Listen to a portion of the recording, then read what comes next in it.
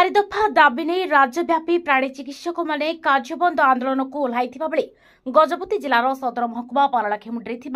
जिला मुख्य प्राणी चिकित्सालय जिलार समस्त प्राणी चिकित्सक माने कला ब्याच पिंधि शांतिपूर्ण भाव में कार्यबंद आंदोलन को ओह्लाइथिले। दीर्घ वर्ष धरी बिना पदोन्नति तीन कार्यभार वहन कर निजर सेवा जारी रखिथिबा ओडिशार प्राणी चिकित्सक माने दीर्घ दिन धरी सरकार निकट में दाबी कले दाबी पूरण हो समूह छुटिया रही कला ब्याच पिंधि शांतिपूर्ण भाव में आंदोलन करछंती। चारि दफा दाबी पूरण न हेबा जाय कामरे जोग देबे नाही बोली प्राणी चिकित्सा सेवा संघ पक्षरु सूचना मिली। पूर्वरु एने प्राणी चिकित्सा सेवा संघ विभागीय अधिकारी आरंभ कर विभागीय मंत्री को लिखित भाव में दाबी उपस्थापन करथिले मध्य दाबी पूरण हेउथिबारु पुणी कार्यबंद आंदोलन को संघ ओह्लाइछि। मु डॉक्टर लीमा महांती प्राणी चिकित्सिका रायगढ़ ब्लॉक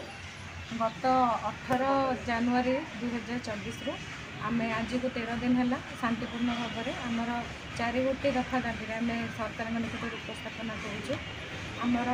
जो दाबी सब रही से अच्छी जे आमर डिपार्टमेंटर ट्रांसफॉर्मेशन रूपांतरीकरण सरकार जमी अन्य सब डिपार्टमेंट करुँच शिक्षा हो स्वास्थ्य हो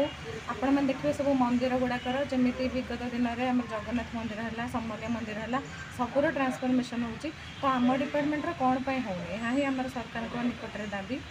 जमी आप देखो सरकार जीरो कैजुअलिटी ह्यूमन केस कहते मनीषर जीवन नष्ट हेनी कि धन नष्ट प्रति सरकार से सचेतन नुहति जनकर जीवन जी मूल्यवान जीविका से मूल्यवान विगत 20 वर्ष आम स्टाटिस्टिक्स देखा आमर अंडा उत्पादन हो क्षीर उत्पादन हो 3 गुण वृद्धि पाई मांस उत्पादन 6 गुण वृद्धि पाई से सबू क्षेत्र में आम मानकर जो मैंने आम प्राणी चिकित्सक अच्छु आम मानकर बहुत भूमिका रही किंतु से गुरुत्व आम मैंने पाइपारूँ तेणु आम सरकार निकट में दाबी जो आमर 4 दफा दाबी रही दयाकर सरकार शुणु आउ जो चाषी मैंने आम मानकर जो आंदोलन पर हैरान हेले से आम क्षमा प्रार्थना करुचु कि आम आशा करुँ सरकार आम दाबी पूरण कर। गजपति विवेकानंद भेड़ा रिपोर्ट हिरांचल लाइव।